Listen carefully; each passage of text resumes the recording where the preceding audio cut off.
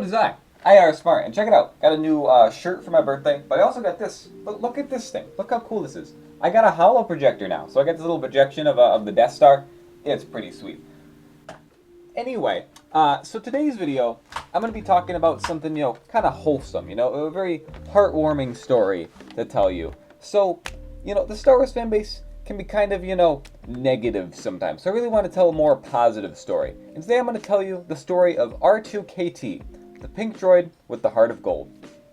Now you may have seen this droid before, as she actually does appear in a couple of background scenes in The Force Awakens, as well as a Clone Wars episode. I think actually a few Clone Wars episodes she appears in. And also a couple games, a couple different Star Wars games, and some fan films as well. So she is actually a canon Star Wars character, but her story goes back a bit further than just the movies. I actually first learned about her through the new LEGO Star Wars game, LEGO Star Wars The Skywalker Saga, where she has an entire mission on Takodana based around just getting this character, R2-KT. And I thought it was cool, it's a pink droid, but I didn't really think much of it. But, I just thought it was a pretty cool quest. But then after I did this quest, I was thinking about it the other day, and I decided to look more into it. And I found out the incredible story behind this droid. But first, to give you some context, I have to tell you about the 501st. Now, you might be thinking about the Clone Legion, Anakin's blue clones, which are a canon Star Wars Legion, but they're actually inspired, or actually based off of, a group of fans who dress up as Stormtroopers, called the 501st Legion. They do all sorts of cosplay. They started all the way back in 1997, before even this Clone Legion came to be. So they are actually, in the movies, named after the Stormtrooper Legion, which is pretty cool. They have, the best Stormtrooper armor around, very, high-quality stuff that they make, and they go do all sorts of cool stuff. They do, charities, hospital visits for kids, all sorts of amazing stuff these guys do.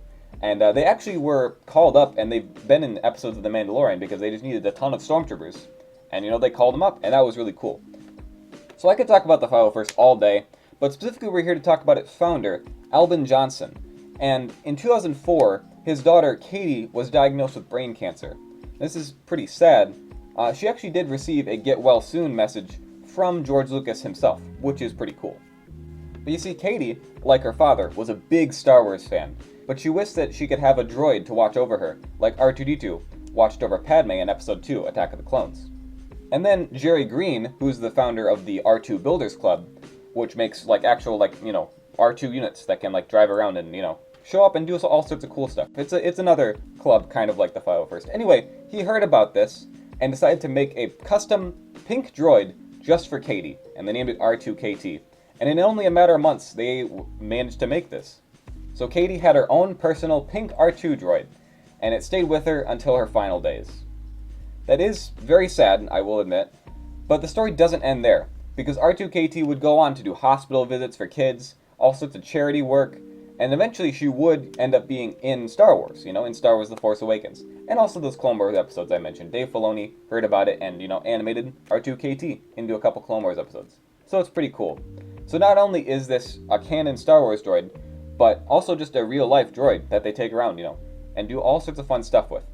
So I think that just makes it way more interesting, because if you're ever watching Force Awakens again, and you see R2-KT in the background, you can be like, hey, I know the story behind that droid. So yeah, R2-KT is a great example of what can happen when Star Wars fans just come together. A lot of people, put in a ton of work just to make this droid. And, all the different members of the 501st and the R2 Builders Club, just promoted this droid.